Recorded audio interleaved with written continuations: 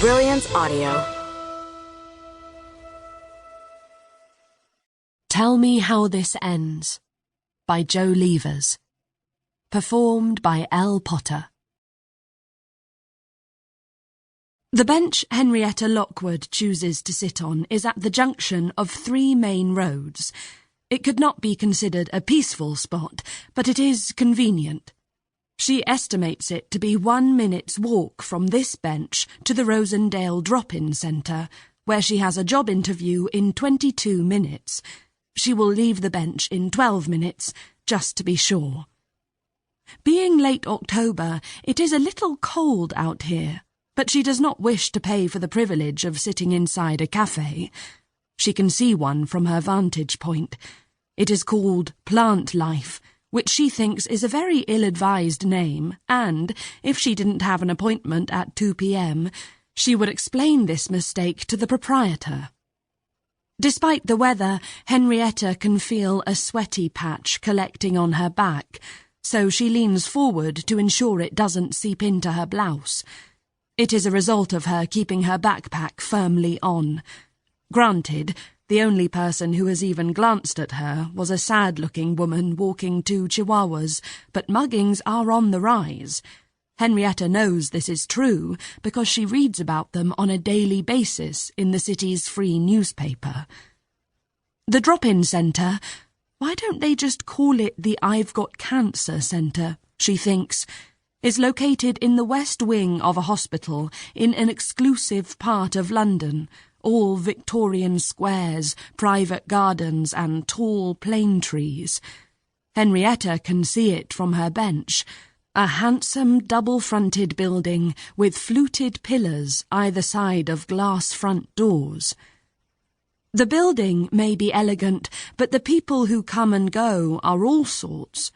A rake-thin woman in a puffer jacket and a billowing skirt is making slow progress up the ramp. She keeps a firm hold on the handrail, and her body is oddly tilted. As she reaches the doors, an elderly man in a camel coat is on his way out. Wordlessly, he steps aside to let her pass, his face ashen, fingers fumbling for his buttons. The Rosendale Drop-In Centre does not, Henrietta has to admit, look like the jolliest of workplaces. The advertisement for this job had been buried in the back pages of the London Review of Books. Since she inadvertently became a lady of leisure, Henrietta rather enjoys her fortnightly read of the classified section, tut-tutting at the frivolity on display.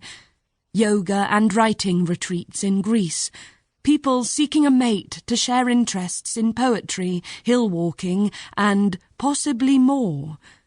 But then she spotted this. The Life Stories Project. Interviewer and transcriber required 3 days a week, including Saturdays. Typing, copy editing skills and empathetic manner essential. 6-month contract with possibility of renewal, funding pending. A short-term job is far from ideal, but with a CV peppered with unexplained gaps and abrupt terminations, Henrietta can't be too picky. The empathetic manner bit of the advertisement is also slightly concerning, so for the past week Henrietta has been practicing facial expressions in front of a mirror. In the privacy of her bathroom, she tried out a wide smile. This would be her hello face. Then she tilted her head to one side to show empathy. Even to Henrietta, the results looked alarming. There is a reason, she realised, why monkeys bare their teeth as an act of aggression. Luckily, Henrietta's teeth are pleasingly even. Her face is round, and her hair is cut to shoulder length, a style bestowed upon her at the age of 11 that she has never felt the urge to change.